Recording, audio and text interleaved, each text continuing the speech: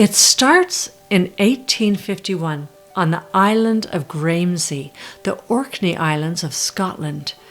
And there lives William and Isabella Johnston, who are newlyweds in their second year of marriage. And they're living in a small stone cottage with a thatched roof.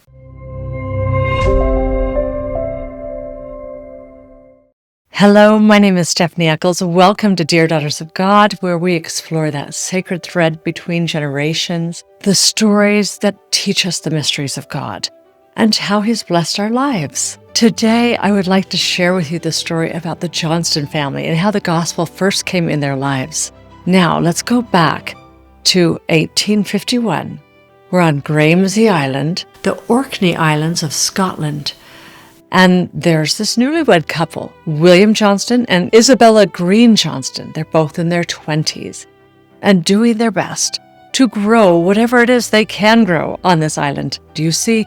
The island was very rocky and windy, and all they really could grow were potatoes, turnips, and carrots, and barley and oats. Well, that reminds me of this sweet story. Let's hop to the future for just a moment, of this sweet story that came from one of the descendants of William and Isabella Johnston. One of these descendants said to Uncle James, and James was a son of William and Isabella, he said, "Uncle James, what did you do when you really wanted fruit to eat?" And Uncle James said, "Oh, well, in that case, you had a second serving of potatoes and fish." Well, what about vitamins? I mean, how did you get your vitamins with that diet? And Uncle James said, well, in that case, you would have a second helping of potatoes, turnips, and carrots, and fish. And, well, you see, Uncle James said, we were all well enough off.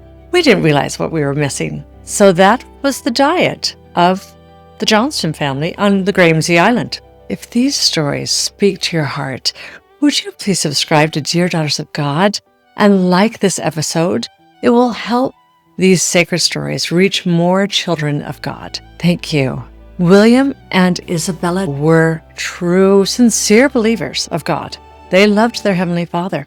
They were part of the Scottish Church. They had a Bible, they read it at night, and they prayed together. But they did feel like there was something more the Lord had for them in their future. Well, one night, Isabella has a dream, and it's very vivid. She sees a man come to her door, and he has a satchel. And in the satchel, he pulls out 2 books. And one she recognizes. That's like our family Bible. But the other she does not recognize. And she wonders, what is this book? And that's where the dream ends.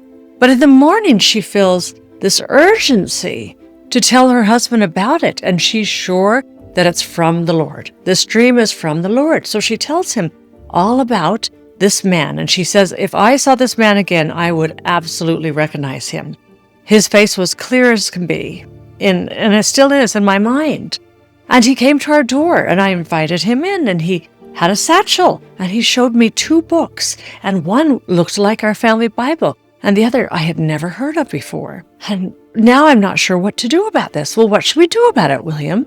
And he said, well, you weren't given a directive as to what to do, so I think we just move along with our lives. And if it came from your mind, then it probably won't bother you anymore. And if it came from the Lord, then I guess He'll give us the next step to do. And she said, well, I guess that will do. And time went on. One day, William took his rowboat to a neighboring island called Hoy, and he was going there to get bait to fish. At the same time, in Scotland, a young man named William Petrie has heard the gospel, and Orson Pratt is part of his conversion. And William Petrie is so excited about the gospel of Jesus Christ and about this new book, the Book of Mormon, that he wants to become a missionary. So he asks Elder Pratt, may I go to the Orkney Islands? I have family there.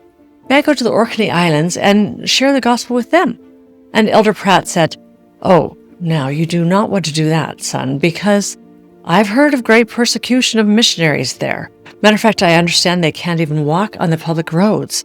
So my suggestion is that you not go to the Orkney Islands. William Petrie said, I think I could just go and just stay on the shoreline. I'd stay off the public roads.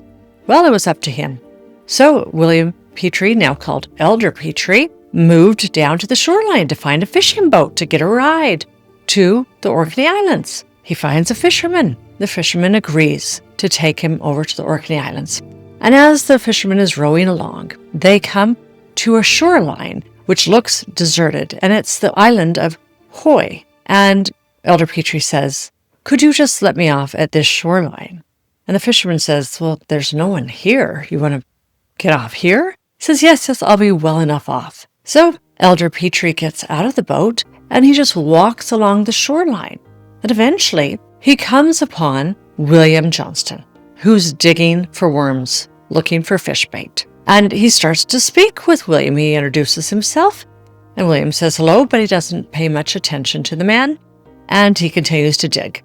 And Elder Petrie starts to preach the gospel. He talks to him about Jesus Christ, and he's not getting any reaction from William Johnston, who's continuing to dig for worms. And then eventually, Elder Petrie says, there is a new book that's recently been translated, and it's called the Book of Mormon, and it's in support of the Bible. At that point, William gave him his attention, and he looked directly at Elder Petrie, and he said, "Do you have that book here with you?" And Elder Petrie said, "Yes, it's right here in my satchel." And he gets it out of his satchel, and he shows him the Book of Mormon. And William says, "I see. Are you willing to come with me to my island, the island of Graemsay, and meet with my wife in our cottage?" And Elder Petrie says, "Yes, sir. Yes, I'd be happy to do that." So they walk to William's boat, and they row back from Hoy to Graemsay Island, and they walk up the windy, rocky island until they come to the stone cottage of William and Isabella, and they come to the door. William opens the door, and there is Isabella, and he says, "Mother, do you recognize this man?" And she stands and looks directly at Elder Petrie and says, "Yes, this is the man in my dream." And Elder Petrie must have wondered, what? Well, they invite him in, and they have him sit down. And she says, "Do you have the book with you?" That was her main concern. And he says, "Yes, I have 2 books with me." And he brings out of his satchel a Bible and a Book of Mormon. And she says, "This is the second book that I did not recognize." And he begins to teach them the gospel of Jesus Christ. And he's there all day, teaching them everything he knows about the gospel of Jesus Christ, and tells them that Zion is in America, that the saints are there. And they can't believe what they're hearing. And by the next day, they want to be baptized. And Isabella says, "I need to be baptized first. The dream came to me, and it's my responsibility to take this step of faith and be baptized first."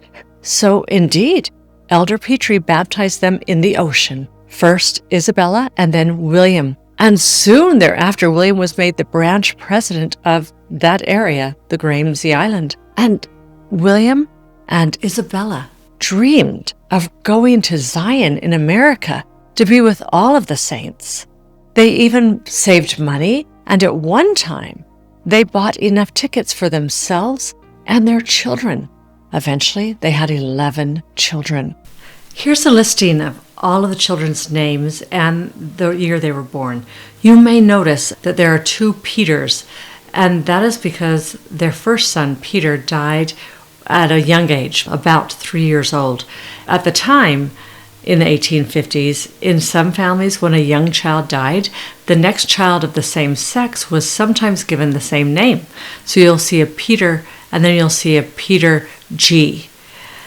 And speaking of Peter G., there's a humorous story about Peter G that is worth sharing. Peter G, well, he was a schoolboy. He had many clashes with the school teacher at the local school. His teacher, he was an inflexible man, and he taught all the children who came to school in one large room. Once each month, this teacher would take care of the students' religious needs by asking questions from the printed catechism. He would start with, quote, "Students, what is God?" And the child question was supposed to answer always with the accepted printed reply, which is, quote, God is a spirit, almighty, intangible, who fills all space, and yet is so small that it can dwell in your heart without body, parts, or passions, unquote. Well, when Peter G. was asked this question, his answers were never the same as what was written in the catechism, and therefore not satisfactory to the teacher. Peter G. would start out with brief statements to support his own statements, such as, quote, God is not a spirit, and he said, quote, I am not a spirit because I have flesh and bones, as you can see. He asked for food and was given broiled fish and honeycomb and did eat it before the apostles, unquote. Well, these differences in Peter G.'s opinion of what is God and the Catechism's opinion of what is God left Peter G. in hot water in all occasions. He was in great trouble. And the teacher would say, your answer, Peter G., is not what it says in the Catechism. At one of these sessions, which was unusually hectic, Peter G. was discharged from the school as a troublemaker. Well, it was Uncle James that was relaying this story. Yes, the same Uncle James that told us about the limited diet of Graemsay Island. And so he was asked, well, considering you were the younger brother, Uncle James, were you also of the same belief as Peter G.? Were you also kicked out of school? And Uncle James said, oh, no. I wasn't kicked out of school then. And after a pause, added, not until an hour later. And that's the sweet story of Peter G. and Uncle James. So now we understand that Peter, their first Peter, died as a young boy. And after his death, he was buried right there on Graemsay Island, and it left William with a change of feeling, that he could not leave the island now because his son was there. So he said, I need to stay here on this island. And Isabel said, well, then if we cannot go, then promise me, William, that you will send all of our 11 children to America to be a part of Zion with the saints. And he said, I promise. And that was the last promise he made to Isabella before she died in 1879. And he did send all 11 children to Zion, one at a time. When I look back at all the pieces of this story, it is hard for me to see them as coincidence. A praying couple, a dream remembered and vivid, a missionary following a prompting, and a meeting of two strangers, the missionary, Elder Petrie, and William Johnston, on seemingly a deserted shoreline. Elder Bednar once taught that the tender mercies of the Lord do not occur randomly or merely by coincidence. And Alma taught that by small and simple things are great things brought to pass. That is what I see in this story. Small and simple things gathered by the Lord until they became something sacred for generations. This is why I want to preserve these sacred stories of the past and the present. They remind us that God knows where his children are. He knew Isabella in her cottage. He knew William on the beach. He knew Elder Petrie as he walked along the shore of Hawaii. And he knew the generations who would one day need this story. Let's preserve these sacred stories and share them with our children and grandchildren so we can learn the mysteries of God, how God has blessed our lives.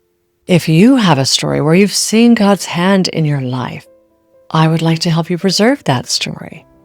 Leave a comment below this video or email me at deardaughtersofgod@gmail.com, and we can make that happen. For now, I say farewell, and remember, because of him, it is enough.